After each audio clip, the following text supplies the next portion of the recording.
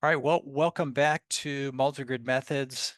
We talked last time about the convergence of the two-grid method, the convergence of the W-cycle method, and now we're on to talking about the convergence of the simple symmetric V-cycle. So let me remind you, simple symmetric V-cycle means that we're looking at the case P equals 1, that's V-cycle. Simple symmetric means that M1 equals M2 equals 1. All right, now I do want to make a kind of major announcement today. So I found the assumption structure rather confusing, and I think probably if you were to be honest with me, you found it a little bit confusing too. So I changed the structure around a little bit, and I think it makes a bit more sense. So let me tell you. So this is kind of retroactive. I went back into the slides and the lecture notes and changed things around. And so here's the new structure. So we had three areas of assumptions. We have Galerkin type assumptions, we have approximation type of assumptions, and we had smoothing types of assumptions. All right, so here's how the new structure is going to be, and I hope that things are going to be more readable under this structure. We said before that the strong Galerkin condition was A0. Now we're going to call that G0. Makes sense, right? And the weak Galerkin assumption was A1. We're going to now call that G1. The second weak assumption, weak Galerkin condition, was what we called A2. We're now going to call that G2. These two here, turns out we showed under some assumptions were equivalent. Okay, the next one is approximation A3, or assumption A3 and assumption A4. So now we're going to call that the strong, A3 was the strong approximation property. We're now going to call that A0. And the weak approximation property, we're going to call that A1. So now you can see a nice structure here. The first letter is going to roughly be associated to this letter. Anytime I have a strong assumption, I'm going to give that the number 0, and then the first weak assumption that comes out of that one or is implied by that, we're going to call a 1. So strong Galerkin and weak Galerkin. Now, along with this goes some changes of some constants. So C3 is going to now become CA0. Okay, so that's a strong approximation property constant. And C4 is now going to become CA1. We had this constant associated with Richardson smoothing called CS. That's now going to be called CR, and I'll remind you of that where it comes up in a bit. And the first smoothing property we called A5. And now we're going to call that S1, the first smoothing property. And likewise, we had a constant associated with that. We're going to call that now CS1. And we had a second smoothing, or we're going to get to a second smoothing property. That's called assumption A6. We're now going to call that S2. That makes good sense because this is the first smoothing property, and this is the second smoothing property. And we'll have a constant associated to that as well, C6, but that's now going to become CS2. And this makes life nice because if I ever want to add any more things, I don't have to change everything. For example, if I want to add another approximation property assumption or another smoothing property assumption, I can just add them on at the end. There won't be any other Galerkin assumptions. I do anticipate adding a new approximation property called the alpha weak approximation property, which we'll get into, I think, probably in the next lecture class. So there will be one coming here. And smoothing, there's going to be possibly a third smoothing property, which we'll get to. Okay, so I hope that this structure makes a lot more sense and is a little bit easier to read. I'm going to keep coming back to this over and over again to emphasize what's going on. So now the Galerkin properties get the letter G. approximation properties get the letter A, smoothing properties get the letter S. All right. And the Richardson constant, it just is, that's the outlier that gets labeled with C subscript R. So now I made a bunch of replacements in the lecture slides, so that means there's a lot of room for error, right? So I hope that you'll help me pay attention to these changes and make sure I haven't made any mistakes associated to them. All right. So let's get into this. So this is one that we talked about last time. So I think, right? So this one, and we actually proved that one and this guy. All right, so I'm just going to show you how the new everything's going to now look, okay?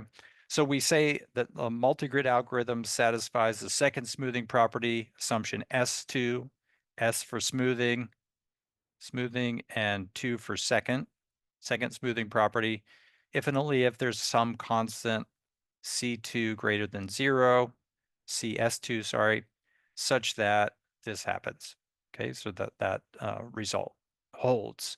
And so this is the second smoothing property. And if we want to show that this Richardson's smoother satisfies the second smoothing property, then we can go through the following details.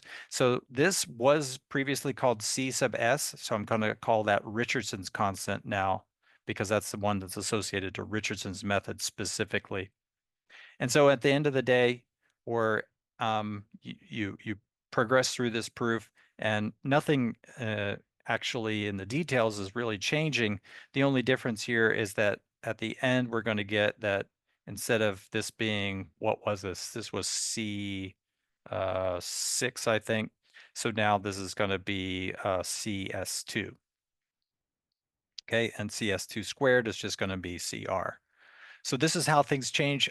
I hope now that it becomes much easier to read and decipher what assumptions are actually associated with what, because it was a little bit hard under the previous structure to know which assumption was associated to approximation property, which one was associated to Galerkin condition, and which one was associated to smoothing property. And I hope now that that becomes more or less evident. Okay, so at the end we prove CS2 squared is CR, as I said, and everything else should be the same. This one, this little ratcheting property we proved last time. This is also sometimes called a telescoping property, and we'll see where it's used in the proof of the convergence of the simple symmetric V-cycle momentarily. This one I want to remind you of, it doesn't involve any constants, so there's nothing really important to worry about there. This property holds as long as JL is equal to JL star, or in other words, this matrix J, which is otherwise arbitrary, has to be self-adjoint in the energy inner product AL. Self-adjoint in the energy inner product AL. That's what it means for JL to be equal to its star, its adjoint, self-adjoint. So if that holds, then we have this telescoping or ratcheting property that's evidenced here. I guess telescoping property is a little bit better, more descriptive of a name. So we proved this last time. I'm not going to go through the details of it again. Now we're on to something which is new. So remember I said we needed a new smoothing property, that second smoothing property. We needed a technical lemma that involved that telescoping property. And now we need another technical lemma involving the pi L minus 1 property, or pi L minus 1 operator. So by the way, let's see if I can remember what this description is. So pi L tilde, this should be the para operator. So it's P L minus 1, A L minus 1 inverse, R L minus 1, A L. So let's see if everything is set up correctly. This should be a square matrix, this guy here. This matrix down here, or actually let me put it up here, is the definition of pi L minus 1. So this guy is not square. This thing here is not square, but this is square. And let's see if we can figure this all out. Right, so this is NL by NL. What about RL minus 1? That's the restriction operator. That takes something from a high dimensional space and pushes it down into a low dimensional space. So its dimensions are RNL by NL. Okay, so that's compatible for multiplication, and the whole thing is a matrix which is NL minus 1 by NL minus 1. This is a square matrix here, which is NL minus 1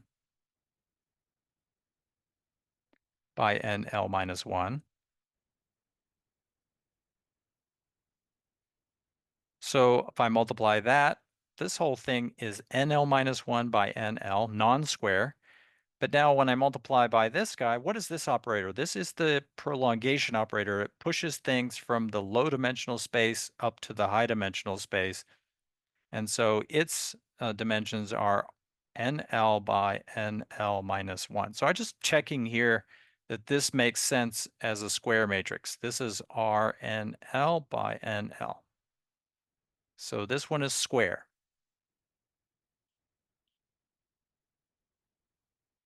And it's related to its non-square cousin, pi L minus 1, which is this matrix here, ARA, by simply pre-multiplying the prolongation operator. Okay, so that's just in a way of review. Here's the thing we want to actually prove. This operation, what does this look like here? So this operation, let's make sure that this all makes sense. VL is in RNL. So can I multiply this matrix times VL and get something which makes sense? Well, yes, that is going to be a matrix, or sorry, a vector, which is in NL minus 1, RNL minus 1, right? And this one is also in RNL minus 1. And so I can measure its size in the AL1 inner product, or in other words, this guy here is just the AL minus 1 norm squared.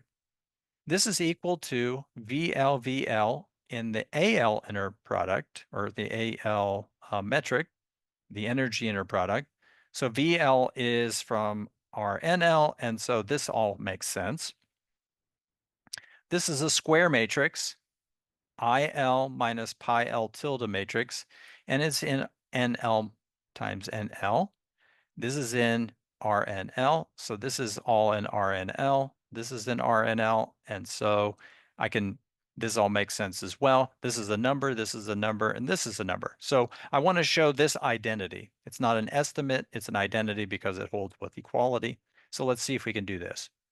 So I'm going to need this somewhere in the proof of the convergence of the simple symmetric V-cycle algorithm.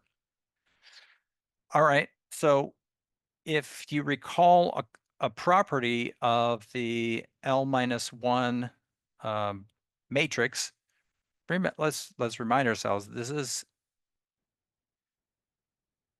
A L minus 1 inverse, R L minus 1, A L. Okay, if I multiply both sides of this equation by L minus 1, what do I get? AL minus 1 pi L minus 1 is equal to RL minus 1 AL. Because when I multiply this times its inverse, I get the identity. So that's just this identity here, only in reverse order, I guess. Now, pi L tilde, as I said, that's the para matrix, or in other words, the coarse grid Ritz projection matrix. And it's just obtained by multiplying the pi L minus 1 matrix by the projection or the prolongation matrix PL minus 1. So now let's just multiply this out and see what we have. So remember, we're taking the AL minus 1 norm of this vector squared, or in other words, the inner product of that vector with itself. So by definition of the AL minus 1 inner product, I can change that to an L minus 1 inner product, or in other words, a Euclidean inner product on level L minus 1 by pulling out an AL minus 1 operator. So that's what I've done. And I can attach it either to the right-hand side or the left-hand side as long as I attach it to the front. So I've chosen to attach it here to the right-hand side. And now notice that I have this operator, so I'll apply this identity that I have here and change that to RL minus 1 times AL. I can then move the RL minus 1 operator to the other side, but as it does, it picks up a transpose. That's because, well, that's what happens when I ratchet this non-square matrix over to the other side. It picks up a transpose, but I also changed the dimension or the size of the inner product that I'm using. So we go from the L minus 1 Euclidean inner product to the level L Euclidean inner product.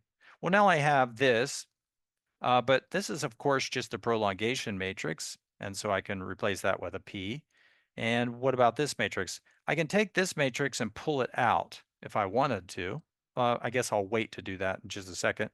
Notice, though, that this matrix here now is the pi L tilde matrix. That's a square matrix, pi L tilde, square matrix.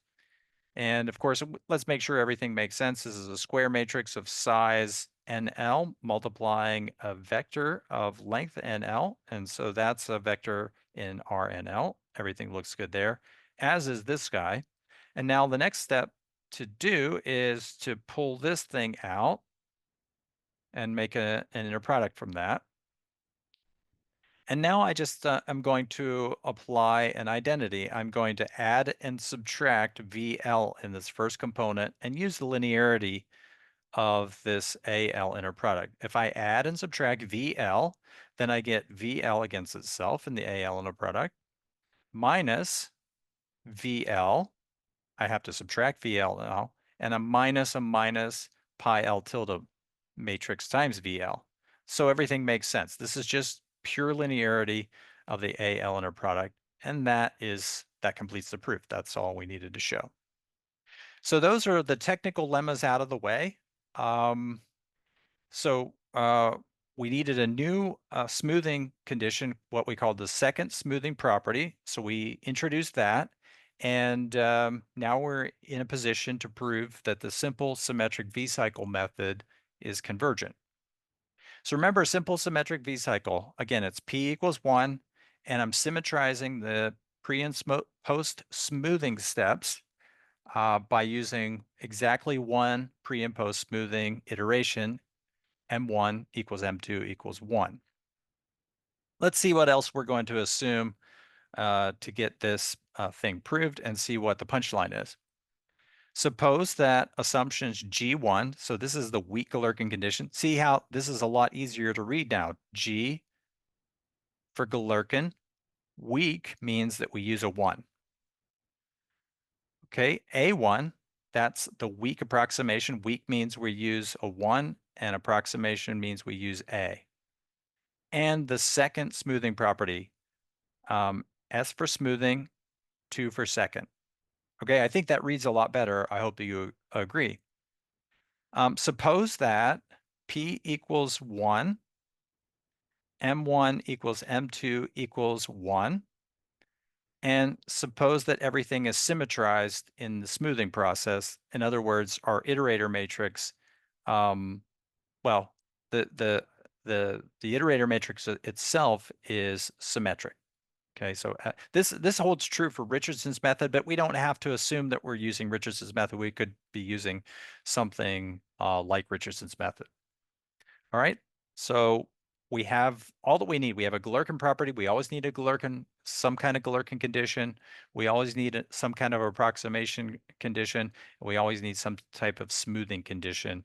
And now we have all three of those in place. We can see what sort of thing we can prove.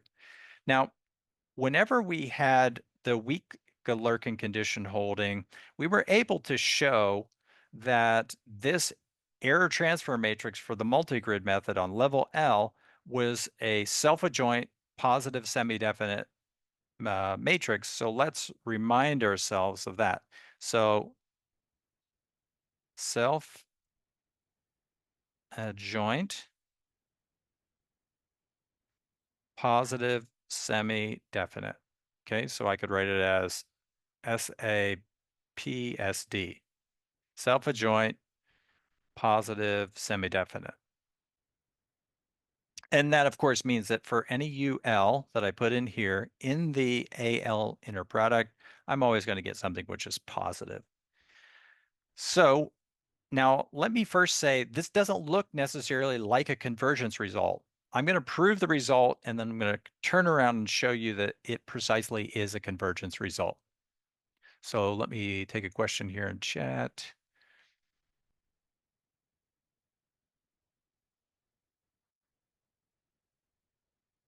Okay, yeah. So one of you has made a nice suggestion that maybe we could come up with a new phrase like GAS for Galerkin approximation and smoothing. So yeah, I like that.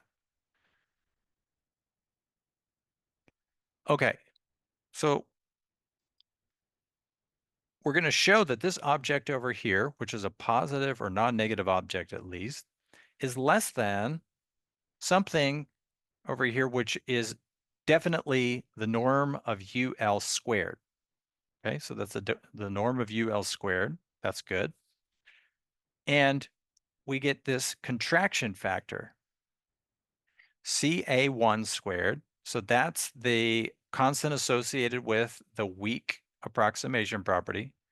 CS2 squared, that's the constant associated with the second smoothing property, over the same product plus 1. So I know, of course, that this is a contraction because what I mean by contraction is that this constant that appears here is something less than 1. So let's write that to remind ourselves of that fact. This is some gamma, and that gamma has to be less than 1. How do we know that? Well, it's some positive number over itself plus a 1. So let's think about what this positive number could be. Let's say the product of these two numbers squared is equal to 10. So 10 over 10 plus 1, that's 10 over 11. 10 elevenths is certainly less than 1. Now, the convergence isn't necessarily so great because let's say this is 100. So this is 100 over 101. That's a constant which is certainly, which we can call gamma, less than 1, but it's not much less than 1. And we have no control or no way to make it to control the size of this because we've given up any sort of levers to operate. We don't have another lever to operate here to make our multigrid method converge faster because we're only doing a single smoothing step. What might we have though? We might have some control over the convergence rate by choosing a new smoother, which produces a constant which is smaller. So the smaller the product of these constants, then the smaller this gamma contraction factor is going to be overall.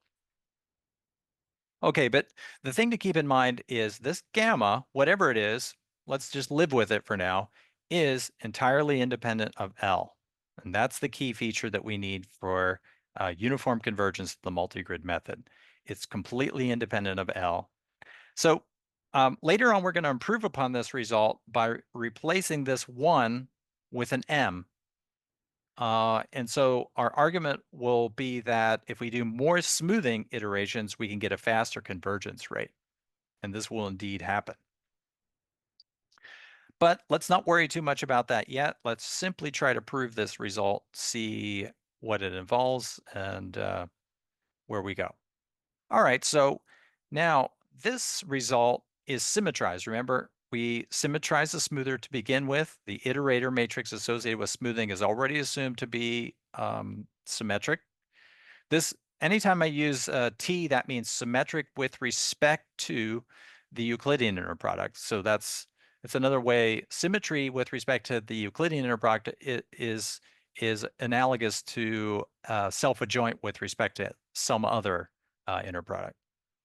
All right, so P is equal to 1, that's V-cycle, and smoothing is balanced on both the pre and the post-smoothing steps. M1 and M2 are both equal to 1. Well, we proved in the first slide deck of chapter 5 that the error transfer matrix at level L for the multigrid method applied at level L is precisely equal to the following. It's equal to something which looks like a two-grid approximation of the error, or a two-grid representation of the error, plus something else, plus the error associated with previous levels. Okay, so this is really just the two-grid version of the error, if you where m is taken to be equal to 1. And notice that since the smoother, the iterator in the smoothing step is balanced, then this KL is going to be equal to its own adjoint. So in other words, KL is going to be self-adjoint. I can replace this by a KL star if I want it, as well as this one. All right, so this is smoothing, or this is error associated, sorry, with respect to the two-grid method, and this is the correction that multigrid gives us. Because remember, what is multigrid? Multigrid was a way of getting a coarse grid correction that sort of looked like the two-grid coarse grid correction, but it was something a little bit different. So this measures the amount of difference it is from the pure two-grid algorithm. All right, and this is something I just said above. KL star is equal to itself. So in other words, KL is self-adjoint in the AL inner product. So now let's define two pieces of the error, so when we take this inner product here with this arbitrary UL, so this UL isn't necessarily a solution to anything. This is just some UL, which we'll describe in a bit. Any arbitrary UL. So we're going to have two pieces associated to this because the error breaks up into two pieces. So let's define T1 to be IL minus pi L tilde matrix. So this is the error associated with the Ritz projection, the coarse grid Ritz projection, times WL in the AL inner product. And T2 is the one that's going to be associated to this part of the error. It's going to be PL minus 1, that's the prolongation operator, times EL minus 1, that's the error at the previous level, pi L minus 1, times WL. Okay, so this one is the one that's associated to this piece of the error matrix once we break it up into that computation up into those two stages. Here, WL is precisely equal to KL times UL. WL is precisely equal to KL times UL. And then it's easy to show, or easy to see, that UL in the AL inner product is exactly equal to T1 plus T2. So what we're going to do is try to approximate the error for both of these pieces. The nice thing is this technique here probably involve the approximation of the error for the classical two-grid method, which we already know converges. Let's see how this works. All right, let's look at T1. T1, so we have to approximate this object here. IL minus pi L tilde, the coarse grid Ritz projection matrix. This is a square matrix, WL in the AL inner product. All right, now by the first, the weak approximation property, remember we assuming here that we have the A1 weak approximation property. So that's the A1 property. This is less than, if you go back to see what the A1 property is, it's less than a constant CA1 squared, rho L minus 1, norm ALWL in the Euclidean norm squared. Okay, so that's exactly what property A1 is. That's just it, that's it verbatim. Okay, that's the property verbatim. Now, we can replace WL with what it truly is. WL is just KLUL, so we get that. Now, we're going to use the second smoothing property. So let's go back to the second smoothing property. It wasn't too many slides away. Well, maybe it is actually. There we go.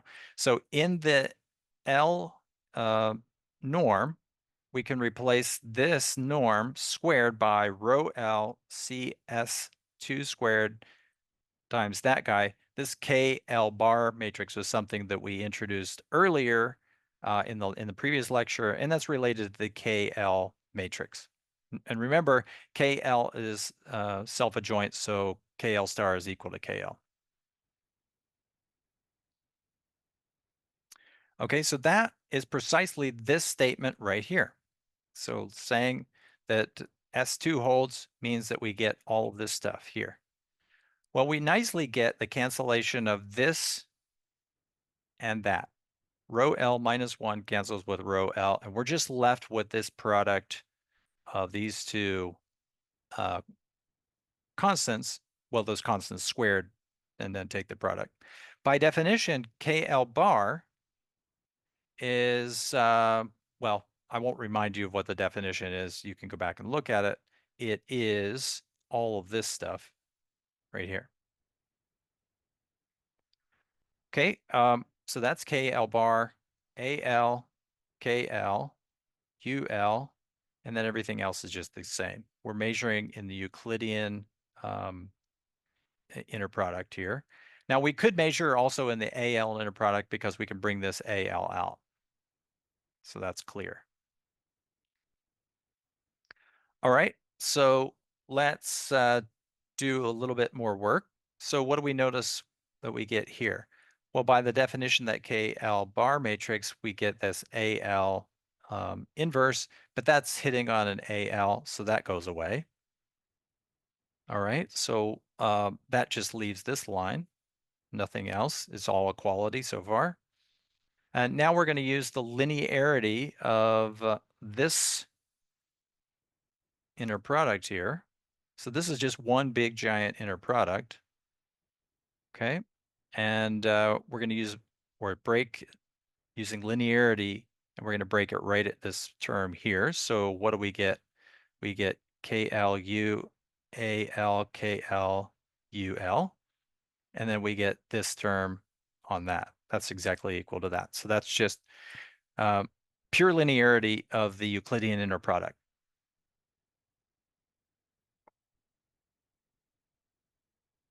Now, we could have done this next step at an earlier stage, and we didn't have to wait to this stage, but we did, so that's fine. We're going to bring this AL out and this AL out. So the ALs get removed. That changes these inner products from Euclidean to energy inner products. Okay, Euclidean gets changed to energy inner product. Euclidean gets changed to energy inner product. And in doing so, we lose this this AL operator. All right, now we have, let's have a look at this guy here. We can take this KL star and throw it over. Okay. As it does, it loses a star because the star of a star is no star at all. So that gives me KL squared, KL squared. And now this is precisely that telescoping type of sum that we had in a technical lemma. So this can be changed to, and that is identity number 10, can be changed to, well, we can lose the K in the first one, and we can lose one of the powers of the K in the second. So this is what we proved in that telescoping lemma. All right, so far we've made 2 approximations, but otherwise, actually 3, right? Yeah, 3 approximations. So we get T1 is ultimately less than this, this quantity here. So let's put that in our pocket. Now we're going to proceed by induction because we haven't done any. So that was just the work we've done associated to that first part of the error, which is that's kind of related to the error of the 2-grid method.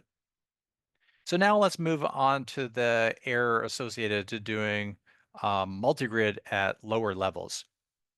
So now we need to make an induction hypothesis. So the induction hypothesis is that we have this is the sort of thing we want to prove, right? It's less than something like that with a contraction factor gamma. And that contraction factor gamma is what I previously called gamma, and that is this constant over itself plus 1. So this guy, of course, is greater than 0 strictly, and it's strictly less than 1. So that's the induction hypothesis, and this is associated to the matrix on the lower level. All right, now we're making uh, we're making some progress. So now what was T2? After some manipulations for T2, we can show that it is equal to this object right here. Okay, after a couple of manipulations.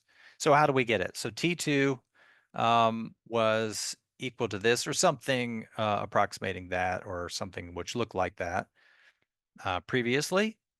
We can, let's see, use the, we can use a property of this matrix, the pi L minus 1 matrix. We showed this identity. If I have RL minus 1 times AL, that's AL minus 1 times pi L minus 1. So that just comes from the definition of what the pi L minus 1 matrix looks like. Okay, so that's a simple replacement there. And then what do we do for the next one? For the next equality, I'm just going to pull out the AL minus 1. So this converts from a Euclidean inner product to an energy inner product on the same level, L minus 1. Okay, cool. So now it's of the form that is amenable to attack by our induction hypothesis. So induction hypothesis says something about EL minus 1 times a vector against another vector of the same, actually the same vector. So this has to be the same. So that's what we previously called UL. And so the induction hypothesis says that's less than a gamma times the same thing, except the E goes away. Okay, so that's kind of what we have previously called a stability statement, where we lose the matrix on the right-hand side, and it's less than something with a constant. This constant is less than 1, so it's not just a stability; it's what we call a contraction. All right, now this where does this come from? This comes just from adding and subtracting WL on this in this left-hand entry and using the linearity of AL minus 1. If we add and subtract a W, here's it's added, here it is subtracted, and I had a plus pi L minus 1 there, and so minus minus is plus, let's see, although, oh no, sorry. This, I don't know what I'm doing. So we already proved this inequality going from here to here. That was 11. So I don't know why I'm trying to reinvent the wheel. This is one of those technical lemmas that we proved ahead of proving this result. And that was contained in 11. Sorry about that. So that was one of our technical lemmas. What about this? This part here is exactly equal to T1. This is just T1 if you go back and look at its definition. Okay. So what does that mean? Well, I have gamma times this minus gamma times T1. So that's exactly that line there. So that's equality and equality, that step. Well, now we almost have it because we have T1, that error, expressed in terms of T2 expressed in terms of constant times the error T1. So let's see what we get. So let's finish up. So this, we said, can be written as T1 plus T2. Okay, cool. So now what I'm going to do is I'm going to split this up. I'm going to add and subtract a gamma T1, right? Gamma T1, add and subtract. So we subtract it first, then add it back, and T2, of course, was there previously. T2, we just said, is this bit here, right? So T2 is that and that. the minus gamma T1. And so now I get a cancellation, that term with that term. 1 minus gamma T1 is, sorry, this is exactly equal to, right? Yeah, so this T2 here was an estimate. So that's where the inequality comes from. That's 13. 13. Okay. Now, going from here to here, we get equality because all I'm doing is doing this cancellation. Okay. What is the next step? The next step is just to say what T1 was, or repeat our estimate for T1. According to 12, we have an estimate for T1, which looks like all of this stuff. Okay, so that's all of the T1 estimate coming from here. So is that, is that good? Well, let's see. So according to 12, T1 is estimated by all of that. This 1 minus gamma prefactor stays around, so we're keeping that. All right, and what is left is this piece here, okay, that came out of that term. That's what's left. Okay, now I claim, and it's just a little bit of algebra, not too bad. So we have some algebra to clean things up. So what is what do we have here? So we have we're going to group together everything which is in terms of something like that. Okay. Oh, so sorry. That's not exactly what we're doing. What we're doing is simply using the definition of gamma. So we're throwing in the definition of gamma there. Okay. Right. And everything else is just the same. So I didn't see that this was actually 2 lines. This is the same, right? Because that's just replacing what gamma is. That's the same as that. And I've just introduced gamma here. Okay, that's good. Now, what I can show is after simplifying that thing out front, I get that over that. But now notice I have the same factor multiplied by this number and that number there, and so they cancel. Does everyone see that? From here on out, it's just equality, it's just algebra. Okay, so this was 1 minus that gamma, but I replace gamma with what it is. I get rid of the 1 by using the common denominator. When I do that, let's see what happens when I get rid of the common denominator. So this just becomes this common denominator here is just going to be that guy. And so I lose that. Well, actually, I lose this top one. It just becomes a 1, but that replaces it. So that's why I get this simplification. It really is just algebra, so I won't belabor that point too much. But the important point is that I get the cancellation of that term and that term.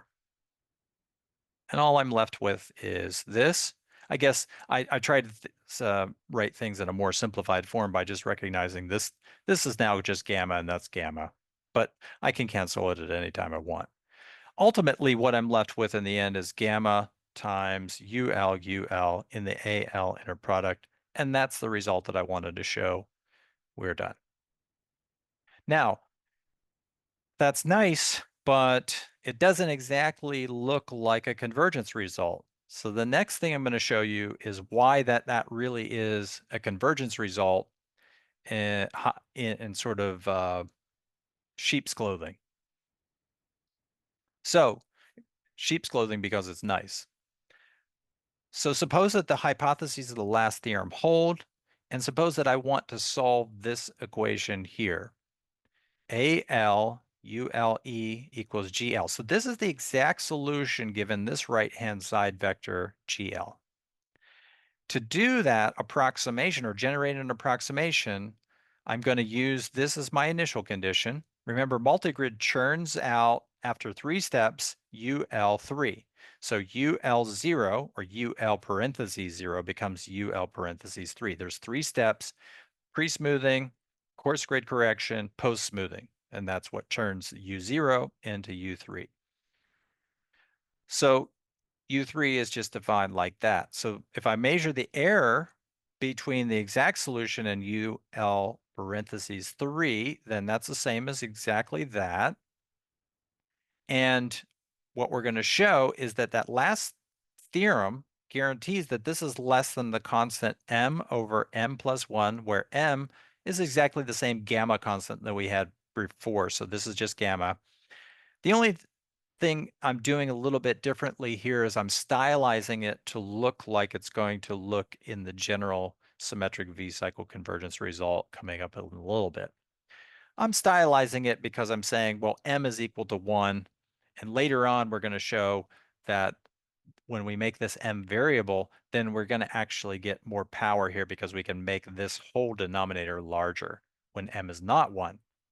In any case, I'm going to show that this is less than or equal to gamma, which is strictly less than 1, times the initial error, the error between the exact solution and whatever I put in to initialize this multigrid iteration at level L.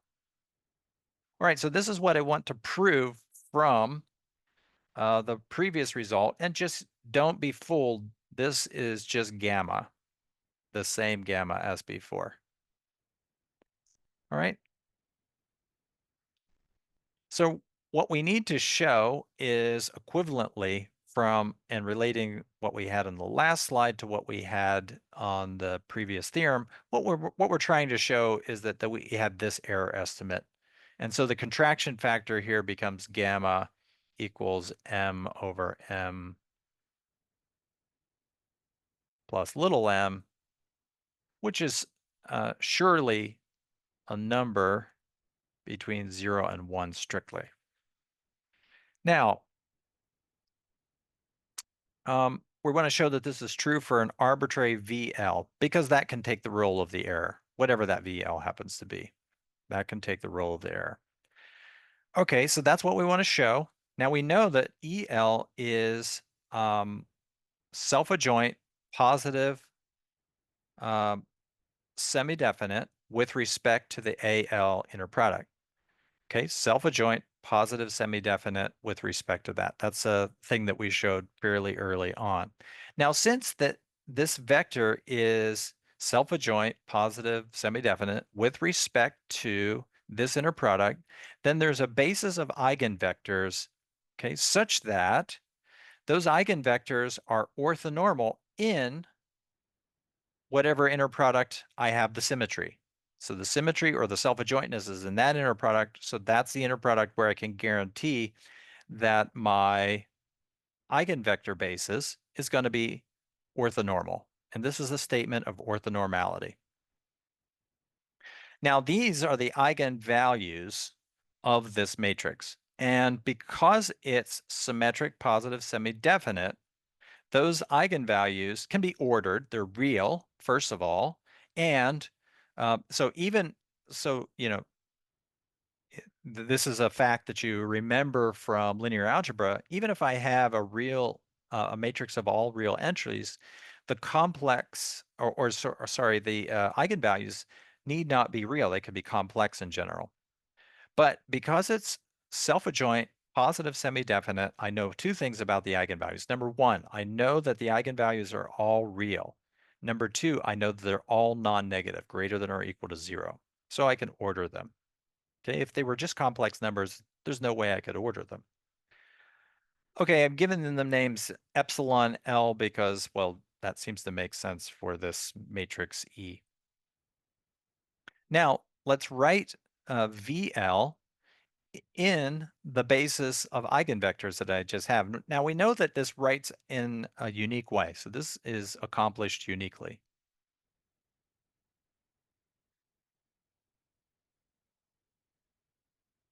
This is a unique basis representation.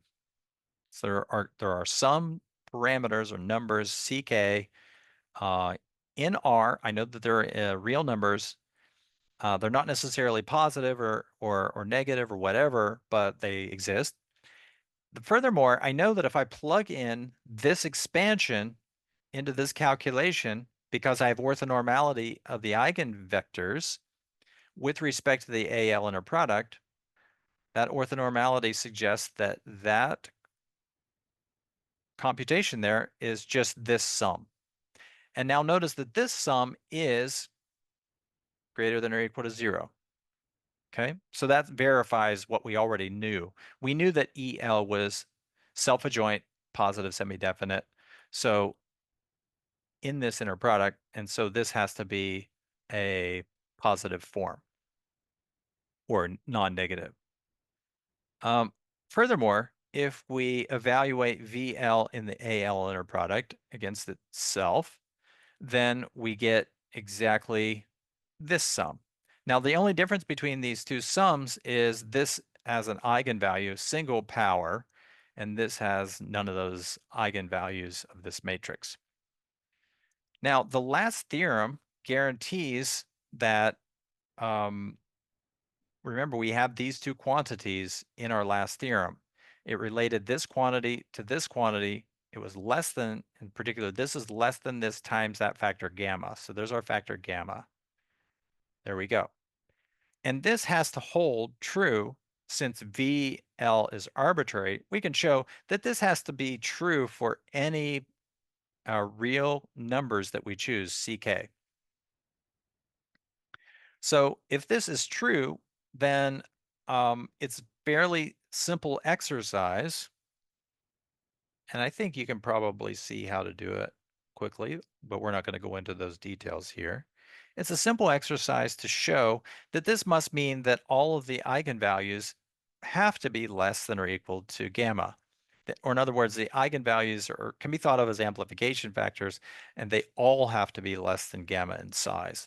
So that's what's guaranteed by the last theorem, or the relationship between these two objects. That's the last theorem. It says that this is less than gamma. So it's easy to show that that implies that, and since these are arbitrary, that these eigenvalues have to be less than gamma.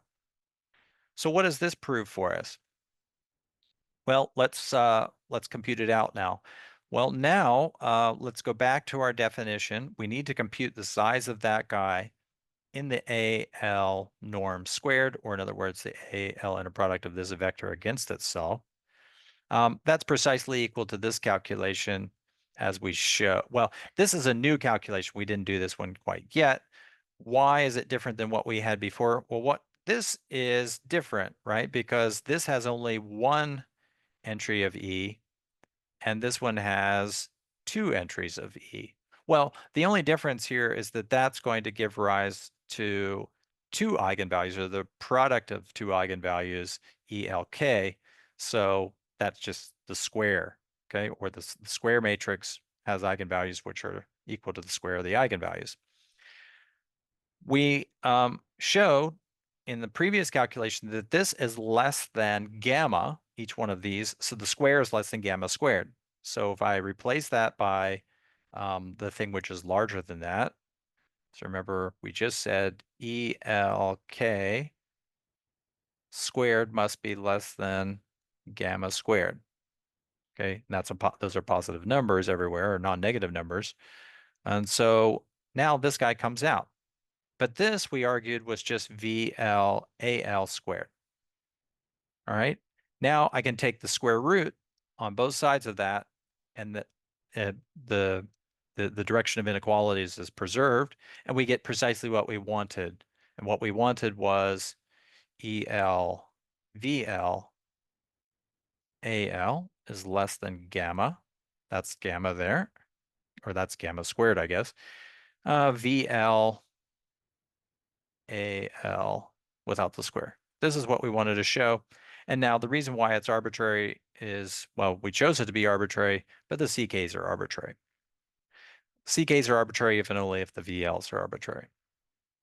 That's it. So that's why the result that I showed in the theorem is really a convergence result.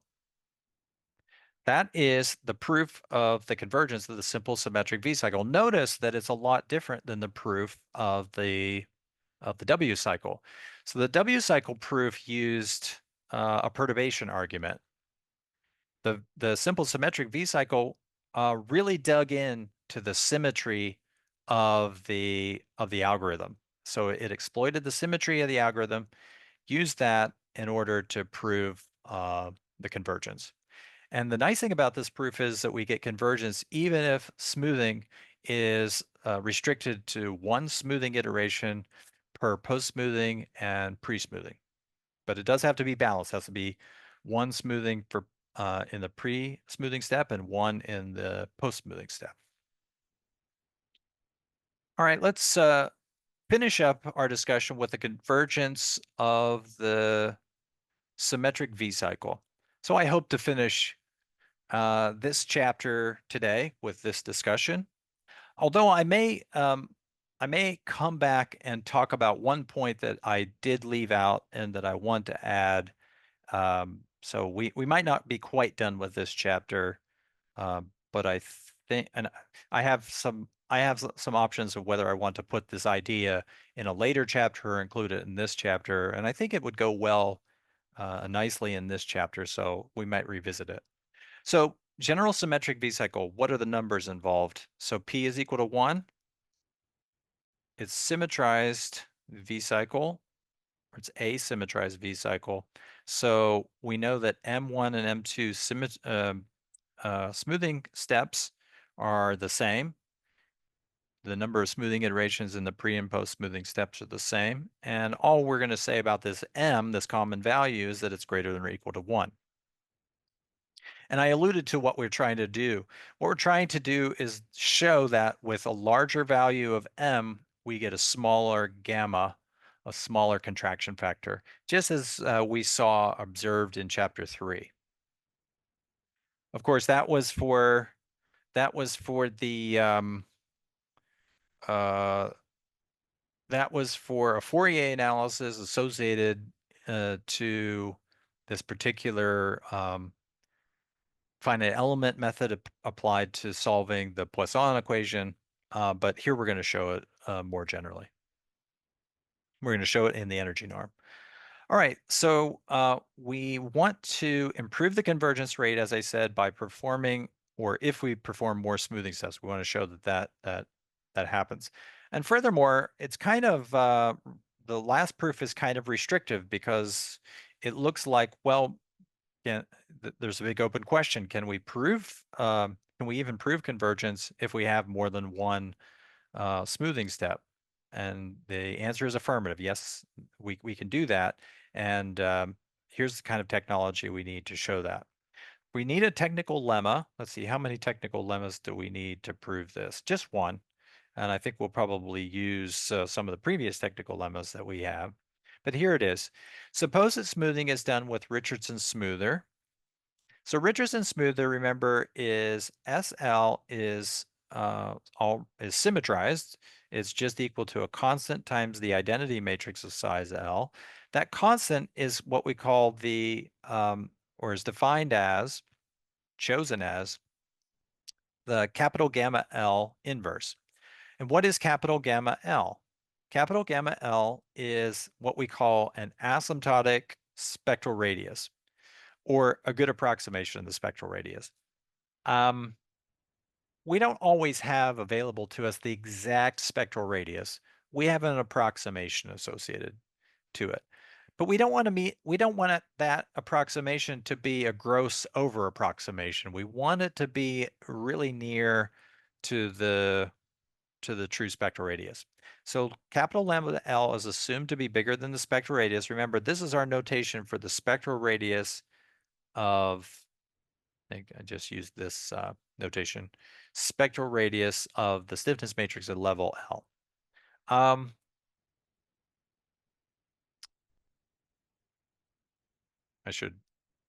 made no statement there. So that is defined as that. So this is greater than the spectral radius, but it's a less than CR. So this is where I'm using a new constant. This used to be CS, but I figured let's call it the Richardson constant because that's what we're using to define this parameter involved in the Richardson smoother. And so the Richardson constant here simply is a number that's greater than or equal to 1. The nicest thing here would be if CR is exactly equal to 1. That's allowed. I think I might have said, or mistakenly said previously that CR has to be strictly positive or strictly greater than 1. It turns out actually it's fine if it's exactly equal to 1. So what that means here is if this is equal to 1, then that just says that the lambda L is the spectral radius, the largest eigenvalue. Okay, then without further eloquence, IL minus KL. So this is remember what KL is. That's the error transfer matrix for just one smoothing iteration, right? So it's defined that way. And of course, we know with Richardson smoother, this is symmetric. So this guy, oops, come on, back up here. Come on.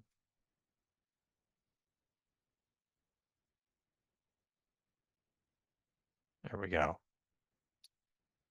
Um,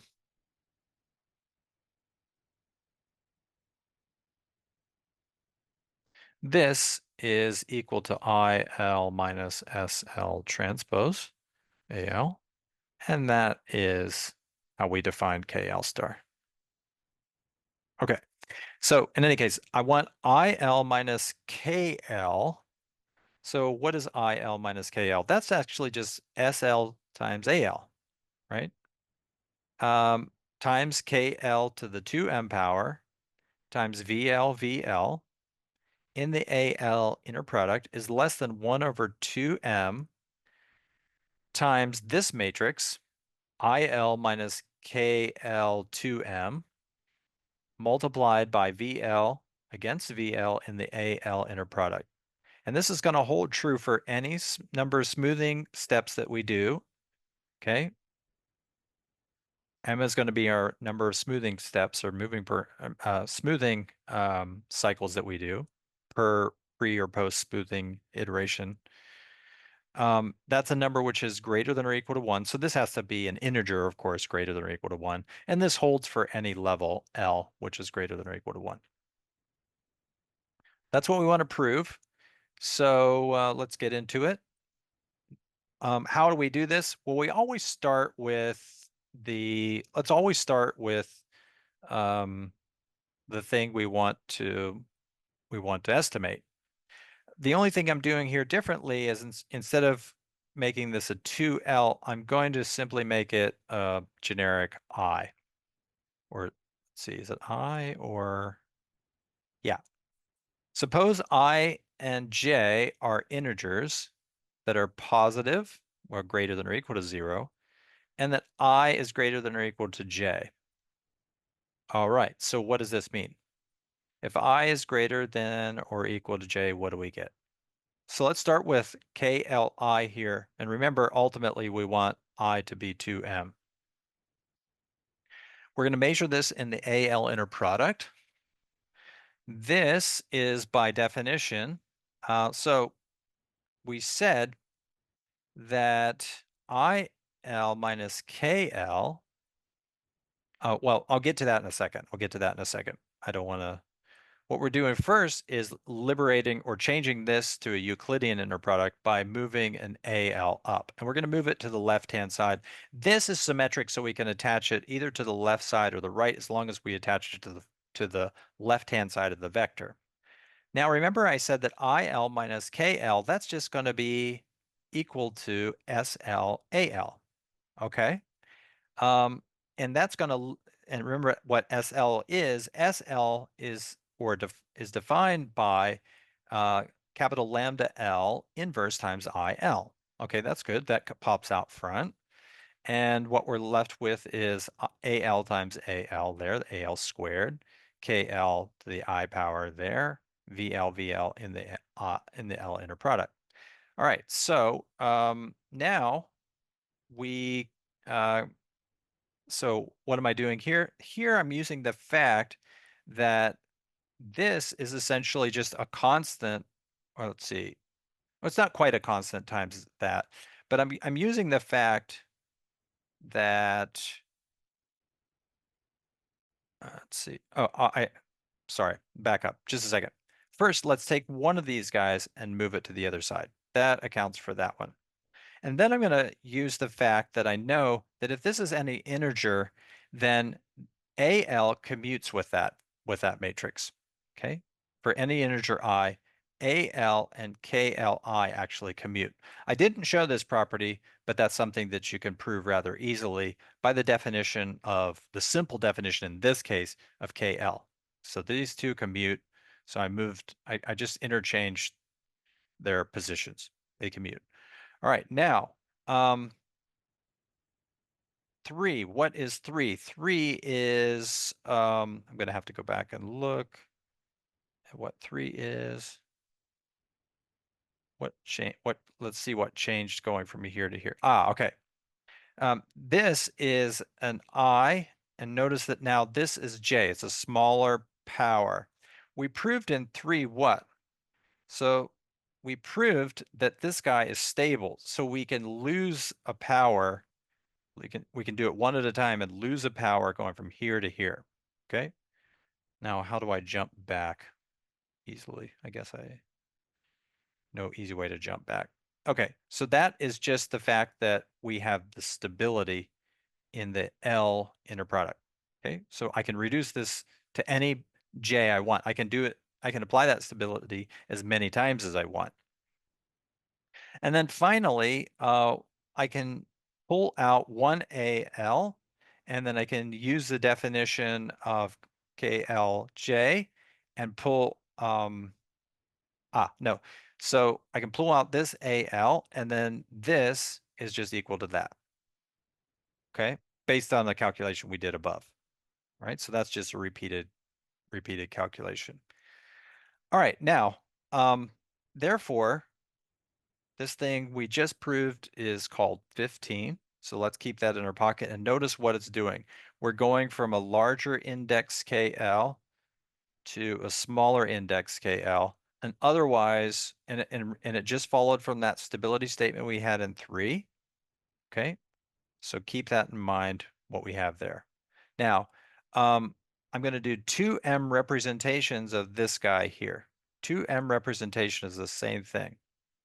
All right, so 2M representations mean I'm just going to add the same thing M times. But now I'm going to use 15, this last guy here. Remember, this is any I greater than any J, which is greater than 0. And I'm going to make this one here less than the same K values, but with M. So I guess this is my I here. That I is going to be 0, and this is going to be my J. Okay? And I'm going to do that in a sort of telescoping way. All right? So for the next one, I'm going to do J equals 1. The next one is going to be J equals 2. And then the last one is going to be J equals 2M minus 1. Okay? Now, the last inequality, how do we get this guy? And it looks like after we figure that out, then we can stop. Well, if I multiply this out and use the linearity of each one of these terms, then what I get is, let's look at this guy. So this is KL to the 0. That's just the identity. So it's IL KL, right? So I'm going to get here IL KL, but with a plus sign. That's going to cancel this one here. If I keep going out like this, then what I get is a telescoping of this sum, so that only the first one is left and the last one. Okay, only the first and last are left. So what I get ultimately is this is less than that. This last sum telescopes. Okay, it might not be as clear as what I'm making it out to be, but if I multiply this out, use linearity, you'll see that you get the cancellation of every other term. The only thing that's left is the first term, and that's associated to this guy here, and the last one, which is associated to that product. Okay, and I get with the first one a plus sign and the last one a minus sign. So now to get the sum that we want, or the estimate that we want, just move the 2M to the other side, And that's the proof. All right, now the thing that we want to prove, and which I'm not going to get through today, unfortunately, is rather famous, and it's called the Bress-Hackbusch result. The Bress-Hackbusch result, after a guy named Dietrich Bress and Wolfgang Haschbuch. No, I didn't do that right. Dietrich Bress and Wolfgang Hackbusch. Hard to say in German, for an English speaker at least. The Bress-Hackbusch result, I'll anglicize it from here on out. So this is a well-known result, and it's related to the previous one that we stated. The only difference is, well, we get again a constant m, a positive constant m, which appears on the top and the bottom. I think previously this was an S something, S2 or something. Here's going to be CR, but remember CR is related to CS2 squared. So it's roughly the same. Another difference is that it's not that constant, but it's that same constant over 2, which is actually an improvement because the size of this shrinks relative to what it was previously. Furthermore, we get m here where m is no longer equal to just 1, or is no longer restricted to be equal to 1. It can be any positive integer that we want. So that says we can actually make this this gamma as small as we please. This is a kind of remarkable result. This gamma can be made as small as we please by making m as large as we want. Now remember, there is a point of diminishing returns because this one, we can make our gamma contraction factor as small as we want. So gamma goes to 0 as m goes to infinity. Now, why is this a diminishing return? Well, when I take m to infinity, that is more cost. That incurs more cost. I get a faster convergence result, but I end up paying way too much to do all this smoothing that I want to do in order to achieve the convergence I want. So it's a trade-off with the convergence rate that I want versus a cost that I'm willing to pay. So somewhere there's a balance between, or there's an optimized, there's an optimal choice for m, so that I have the least amount of cost that I want, given well, there's a good mathematical statement there, but I think you can all understand the human trade-off. We want to balance the cost with the convergence rate. So this is where we're going to pick up next time. We're going to prove this Bress-Hackbusch result. Rather famous. Wasn't known until I think the late, let's see, maybe the mid 80s, and multigrid had been around since the 60s. So it took roughly 25 years to figure out this result. That's where I'll stop, and I will take any questions that you guys have.